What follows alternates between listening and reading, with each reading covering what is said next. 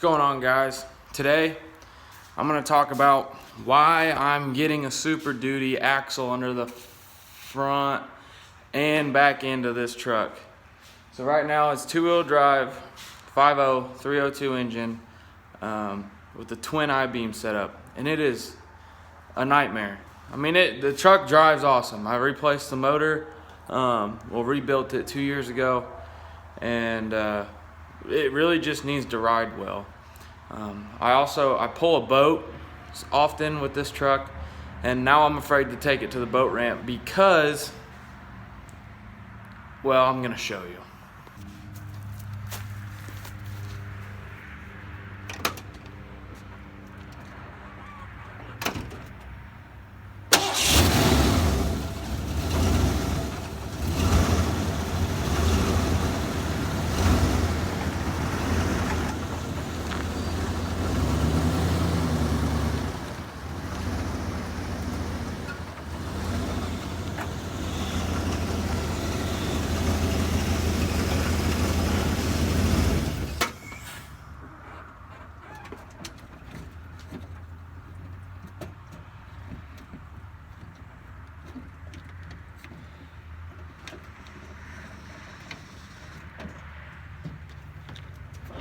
First thing we're gonna start with is these radius twin I-beam drop brackets right here.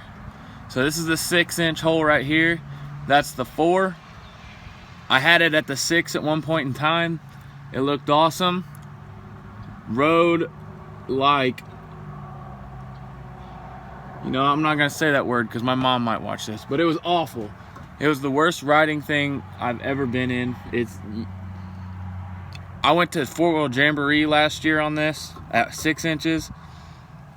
You see this up here? How it's like not even in. Look at that. Look at that. What's the point? I did everything I could to put that in, and it's still loose because every time I drive it to the 4-wheel jamboree like I did this year, it does its own thing. Back to the drop brackets. Sorry, I got sidetracked. There's too much isolation here with these drop brackets for them to support this whole entire I-beam. I need to paint that. So every time you back up, they bend this way, which causes what my tires did earlier, and it does it for both sides. So that's one. When I back up, if you saw my tires do what they do, that is a nightmare when you're letting a 5,000-pound boat into the water. I've been dragged into the lake a little bit. That scared me. So I don't take this truck to the lake anymore because this twin I-beam setup. It really hauls really well and pulls the boat and looks really, really good hauling it too. But I can't because that setup. And you try to take it anywhere to get aligned, they just pretty much say there's nothing we can do for you.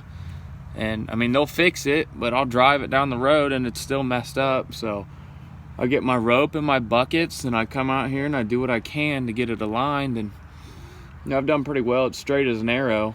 It still rides like garbage. So the radius drop arm brackets are actually very sturdy. I have bent mine before. I ran over something and it was like cockeyed to the side. So I had to take a skid loader and I put that right back in its place. I think I did a pretty good job. Those do not move. Make sure your bushings are good. And that's probably something I could do on this whole entire lift, is correct the bushings to make them better. But I don't think I should have to do that since I already replaced them like 2 years ago. And if that's the case, to keep replacing them, then I quit. I'm gonna go do something else. So the scariest thing overall with this lift is taking turns, like actual turns, not like turns with your buddy. Taking turns down the curvy roads. Some of you may get this, but it feels like you're gonna sprain your ankle of your truck, like your front wheel's just gonna plop over. That's another reason why I'm getting the Super Duty axle, front and back. I went to a show this weekend in Sullivan, Indiana, hosted by Coy Van Horn, which was pretty good time. Got shut down by a fight, but I met a kid there, I can't remember his name, and he had a Super Duty front axle, coil spring front axle. I forgot to mention that. I'm putting coil spring front axle on the front of this truck, but he had that. He said it drove like a car. So if I have to spend $1,000 to get my truck to drive like a car, I'm gonna do it.